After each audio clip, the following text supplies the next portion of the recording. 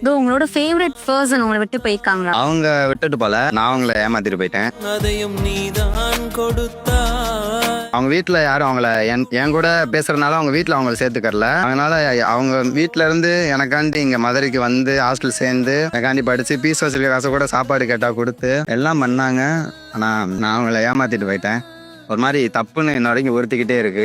உங்களுக்காக நீங்க ஏதாவது ஒரு மெசேஜ் சொல்லணும்னா என்ன சொல்லுவீங்க? நேரில் வந்தா காலில் கூட விழுந்து மன்னிப்பு கேட்டுறேன். புரியவே புரியாது. உங்களுக்கு 100% இல்லை 200% இருந்தாலும் உங்களுக்கு அந்த பெயின் புரியவே புரியாது. அவங்க எவ்வளவு வலிய கோ த்ரூ பண்றாங்கன்னு உங்களுக்கு தெரியவே தெரியாது. அந்த நிமிஷத்துல உங்களுக்கு என்ன தோணும்னா, உங்களோட சுயநலம், என் வாழ்க்கையை நான் தான் வாழ்வேன், நான் ஆசைப்பட்ட மாதிரி தான் வாழ்வேன், முன்னாடி இருக்கிறவன் எக்கேடு கெட்டு போனா எனக்கு என்ன நினைக்கிற ஒரு மனப்பான்மை உங்களுக்கு வந்துவிடும். எவ்வளோ பேர் எனக்கு டிஎம்ஸ் பண்ணிருக்காங்க. பொண்ணோ சரி பையனோ சரி, இந்த விஷயத்தை பத்தி நிறைய பேர் என்கிட்ட பேசியிருக்காங்க. பொண்ணுங்களுக்கு மட்டும் நடக்கல, இது வந்து 2 ஜெண்டர்லயும் நடக்கும் இந்த மாதிரி விஷயம். எனக்கு அன்னைக்கு ஒரு பையன் சொல்றான், ப்ரோ அவளுக்காக நான் முட்டாள் மாதிரி கையா எடுத்துக்கிட்டு ஹாஸ்பிட்டல் அட்மிட் ஆகி ஒரு சாவை பார்த்துட்டு நான் வந்தேன் ப்ரோ. அப்போ கூட அவ்வளவு வருஷம் நான் லவ் பண்ணி என்ன மதிக்க கூட இல்லை ப்ரோ. அவ என்ன நினைச்சாலோ அந்த மாதிரி தான் அவ பண்ணா. இன்னொருத்தன் கூட போயிட்டு ரிலேஷன்ஷிப்பை தொடர்ந்தா, இப்போ பிரேக்கப் ஆயிடுச்சுன்னு வந்து திருப்பி என்கிட்ட வந்தா ப்ரோ. நான் இப்போ என்ன பண்றதுன்ட்டு கேட்டாங்க.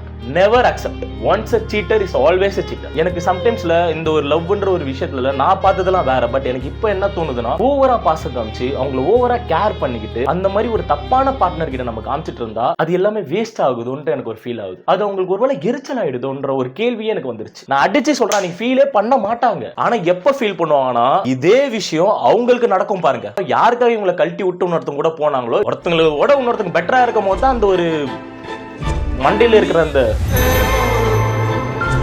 அது ஒர்க் ஆகும். அந்த டைம்ல கண்ணை மறைச்சிரும். அன்னைக்கு ரியலைஸே பண்ண மாட்டாங்க ஒரு துளி. என்னைக்கு ரியலைஸ் பண்ணுவாங்கன்னா, ஒரு பொண்ணு நம்மளுக்காக எவ்வளவு ஆசையா இருந்திருக்கா, எவ்வளவு விஷயத்த சாக்ரிஃபைஸ் பண்ணியிருக்கா, எனக்காக இருந்திருக்கா, அவளை ஏமாத்திட்டு இன்னொருத்தங்காக நம்ம போகணுமே, இல்ல அவங்க லைஃப்ல என்ன பிரச்சனைலாம் இருக்கணும் அந்த ஒரு விஷயத்துக்கு போகணுமே, பொண்ணு பட்ட அந்த பெயினை அப்படியே அவங்க ரியலைஸ் பண்ணும் போது அந்த டைம்ல மாறி ஒரு துளி இல்ல ஒன்னுத்துக்கும் பிரயோஜனம் இல்லை. ஜஸ்ட் என்ன ஃபீல் பண்ண முடியும். ஒருத்தவங்களோட வாழ்க்கையே போயிடுச்சுல, அதுல இருந்து வெளியே வரதுக்கு அவங்களுக்கு தான் தெரியும் எவ்வளவு கஷ்டப்பட்டிருப்பாங்க. இப்போ நான் வந்து ப்ரோ பத்தி நான் பேசவே கிடையாது இந்த வீடியோல. நான் வந்து பொதுவா பேசுறேன். ஏன்னா இது பசங்களுக்கும் நடக்கும், இது பொண்ணுங்களுக்குமே நடக்கும். இந்த மாதிரி தான் கேரக்டர், நான் இப்படிதான் இருப்பேன், மை லைஃப் மை ரூல்ஸ் தான் நான் இருப்பேன். பொண்ணு இருந்தா இருக்கட்டும், இப்போ அந்த பையன் இருந்தா இருக்கட்டும், இல்லைன்னா போட்டோம், I am not fit for லவ்னு தெரிஞ்சா தயவுசெய்து லவ் பண்ணாதீங்க.